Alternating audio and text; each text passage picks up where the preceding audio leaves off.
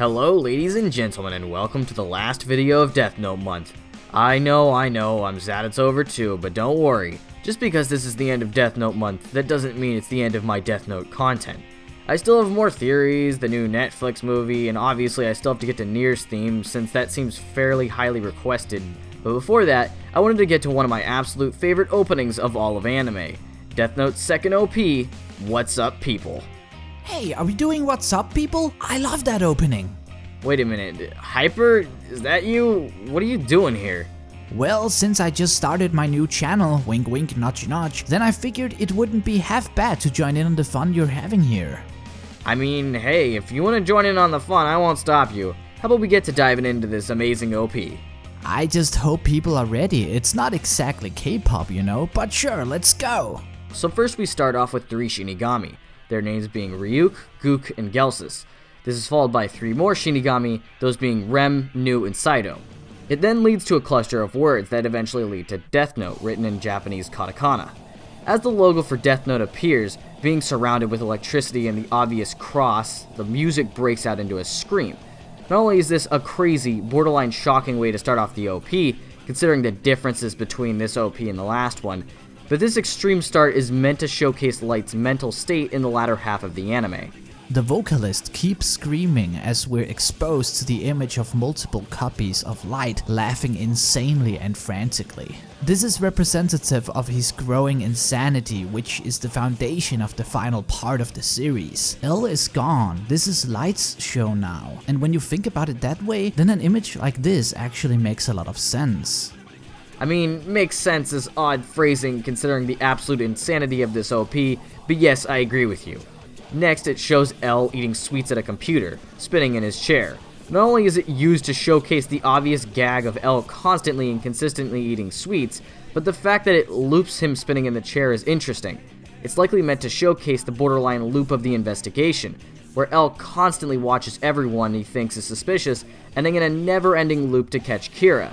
After that, we get a glimpse of Ryuk desperately trying to catch an apple that's being dragged away from him. It works because the song itself is having a blast at this point. Ryuk has always been the comedic star of the show, and his love for apples has become quite identifiable with the anime. However, this is also a reminder to us all that while the things in Death Note are as serious as they can be for humans, then it's another matter entirely for the Shinigami. To Ryuk, getting the apple could be just as interesting as following the actual plot of the show, which is also why he later dances in joy once he gets it. The camera rotates around Light, which is a reference to the constant scenes in the anime portraying both Light and L on the tops of buildings while fighting each other. This use of buildings always places Light above the rest of humanity, but interestingly, leaves him in a situation where he doesn't go any higher. Considering the clouds above him are likely what would represent becoming a god, like they do in the second ED, it's trying to show that though Light considers himself above humans, unless he defeats his adversary L, he won't be able to ascend to become a god. Also, the use of red hair is the same as in the anime, representing the version of him controlled by Kira, obviously. Next, the police force is armed and ready to go. I absolutely love the way that the bullets are animated here. It's all very neo-noir-esque, and it fits well with the atmosphere that the opening's going for. Watar is shooting a bullet that upon a musical cue is grabbed by Ryuk, which is hinting at one of the show's main big reveals, where the Yotsuba group's Kira is being cut. The police kind of succeeds, but Light is still on top of it all. And hey, next is a scene of Misa looking pretty sexy if I have to say so myself. Sexy?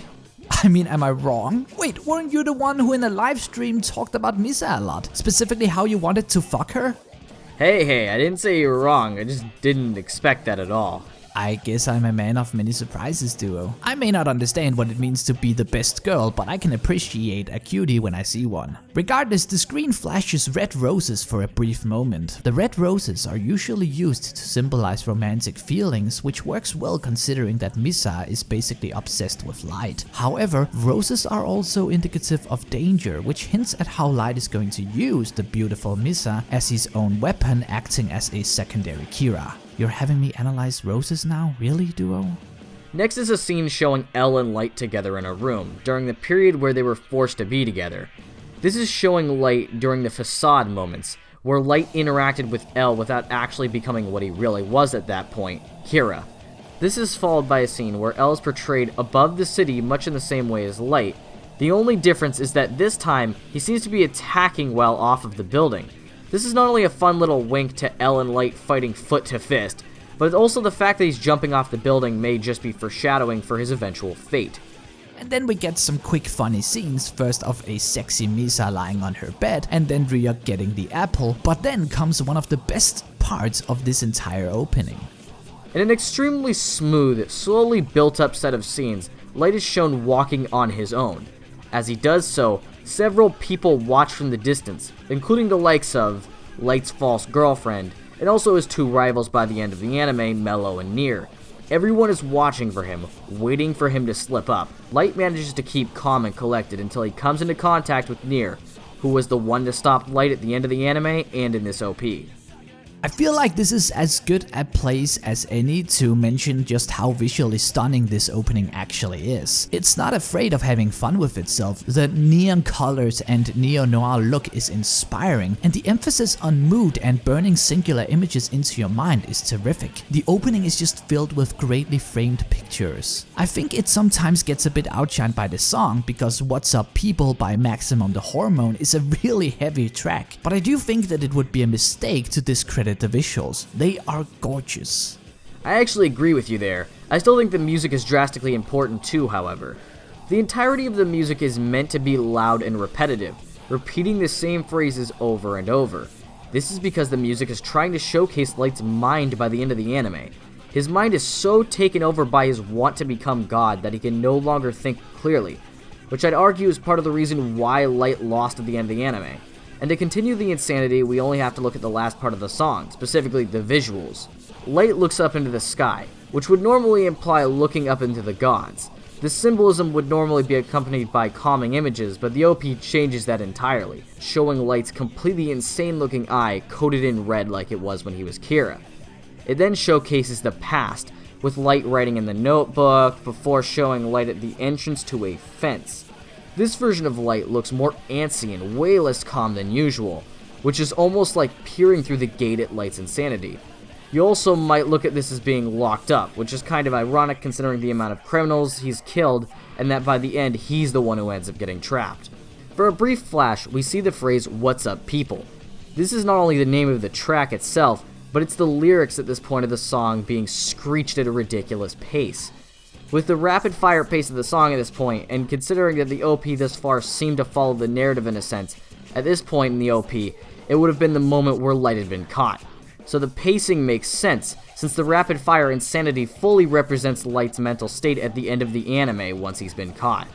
We see several flashes of past events, including Ryuk's face, criminals dying and the like. We see a single crow representing all the deaths of the criminals, followed by Light looking at L before essentially killing him as well.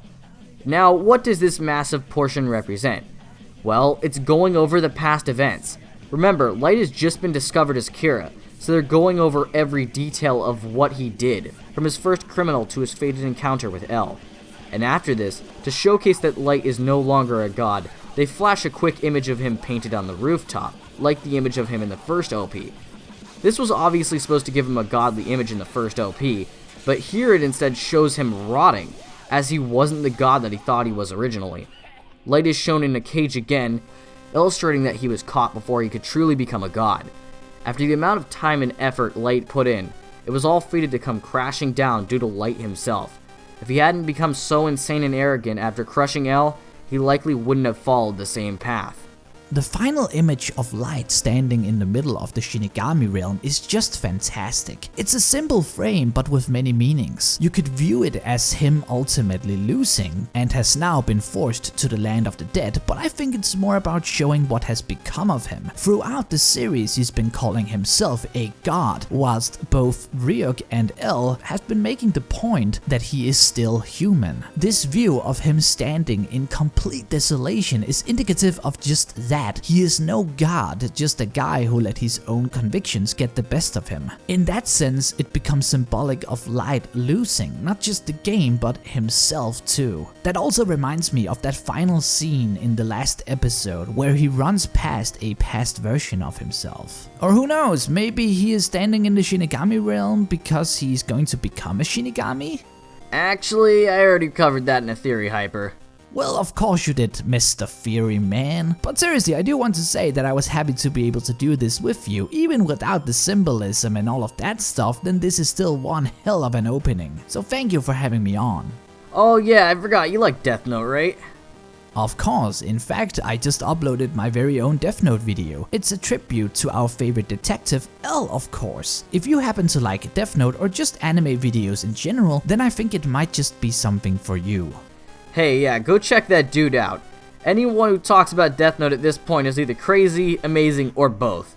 Seriously though, Hyper makes some of the best anime content out there, so go check him out and give him some love.